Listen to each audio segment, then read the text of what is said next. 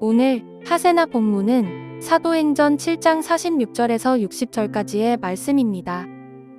다윗은 하나님의 은총을 입은 사람이므로 야곱의 집안을 위하여 하나님의 거처를 마련하게 해달라고 간구하였습니다.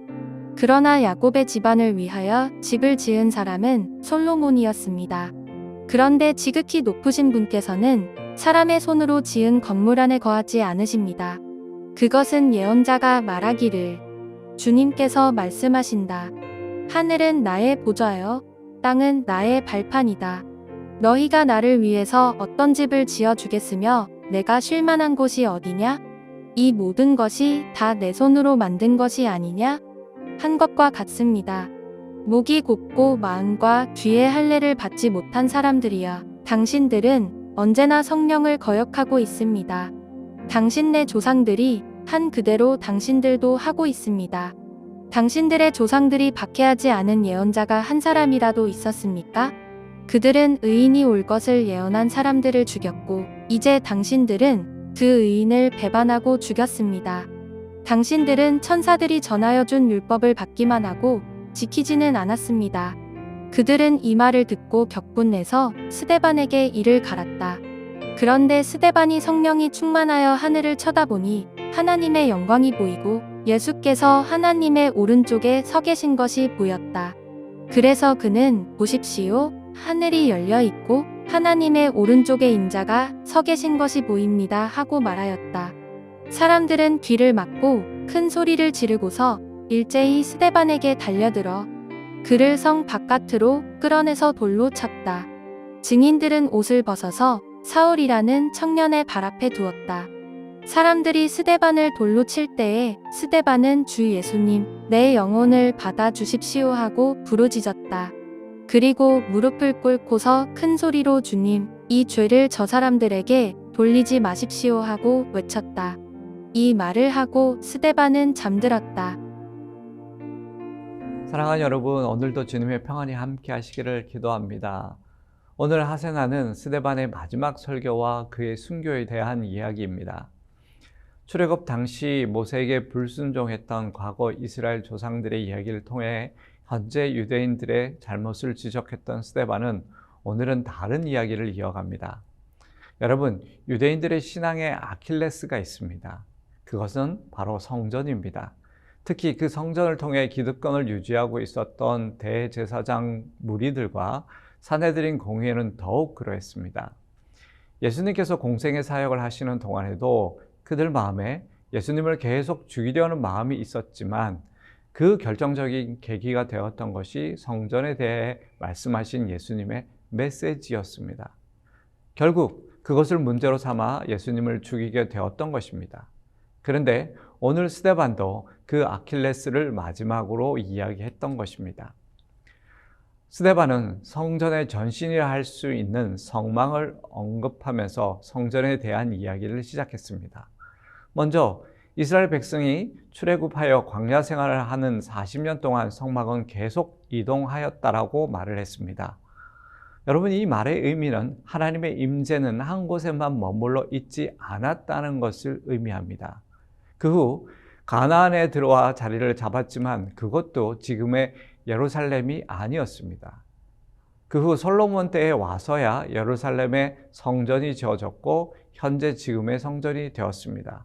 스데반은 결국 예루살렘 성전만이 하나님이 임재하시는 유일한 장소라는 생각은 잘못되었음을 말했던 것이죠. 그러면서 스데반은 하나님의 말씀을 인용했던 것입니다. 하나님은 사람의 손으로 지은 건물 안에 거하시지 않으신다. 주님께서는 하늘을 나의 보좌로 땅을 나의 발판이다. 너희가 나를 위하여 어떤 집을 지어주겠으며 내가 쉴 만한 곳이 어디 있겠느냐. 이 모든 것이 다 내 손으로 만든 것이다 라고 주님의 말씀을 인용하여 쇠기를 박았던 것입니다.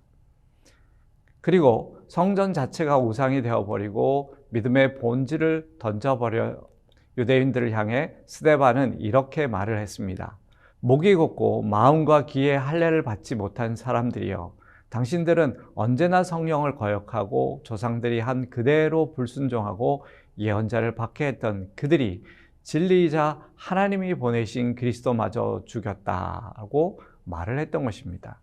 그러자 유대인들은 더 이상 이제 참지 못하고 스데반을 끌고 나가 돌로 쳐 죽였던 것입니다. 그때 스데반은 하늘을 올려다 보았고 하나님의 영광을 보았습니다. 그리고 예수님께서 하나님의 오른편에 서 계신 것을 보았습니다. 그리고 그 광경을 사람들에게 끝까지 증거했던 것입니다. 이것이 기독교 역사상 첫 순교의 이야기입니다. 달리 생각해 보면 스데반은 죽음을 피할 수 있었을런지도 모릅니다. 하지만 그는 죽음을 택했습니다. 그리고 유대인들은 스데반을 죽임으로써 기세가 등등하여 교회를 더욱 박해했습니다. 그의 순교가 교회 전체의 핍박으로 이어진 것이 사실이지만 그것 또한 하나님의 섭리였습니다. 주의 복음이 온 세상에 퍼지도록 한 하나님의 섭리였던 것이죠. 그리고 또 한 가지 중요한 사실이 있습니다. 여러분은 이런 생각을 안 해보셨습니까? 이 스데반의 마지막 설교와 순교를 사도행전을 기록한 누가는 어떻게 알고 기록하게 되었을까 하는 것입니다. 특히나 이렇게 길고 장황한 이 최후 변론의 설교를 말입니다. 누가는 그 자리에 있지도 않았을 텐데 말입니다.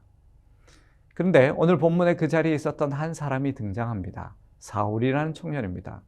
우리가 잘 알고 있듯이 이 사람이 바로 초기 기독교의 가장 위대한 사도 중에 한 사람이요 예수님을 위해 평생 자신의 삶을 들여 복음 전도자로 살았던 사도 바울입니다.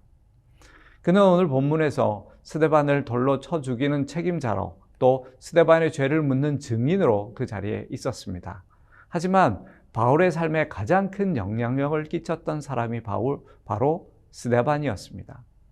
바울 사도의 평생의 삶에 스데반의 이 마지막 설교와 행동이 그 마음에 자리를 잡고 있었던 것입니다. 결국 누가는 바울을 통해서 이 스데반의 설교와 순교의 이야기를 들었고 기록했던 것입니다. 결국 스데반의 순교는 복음이 온 세상으로 퍼져나갈 수 있도록 또 복음과 이방을 위해 자신의 삶을 드렸던 바울 사도의 마음을 일깨우는 그 전제가 되었던 것입니다. 사랑하는 여러분, 이처럼 오늘 우리가 믿음 안에서 담대하게 살아가는 삶이 결국은 하나님께서 하나님 나라를 만들어 가시는 역사임을 기억하고 믿음 안에서 살아가는 저희 모두가 되기를 소망합니다. 오늘의 하시조는 가정예배 드리기입니다. 사랑하는 가족들과 함께 모여 하나님을 예배해 보시죠. 오늘의 하시조 함께 하시죠.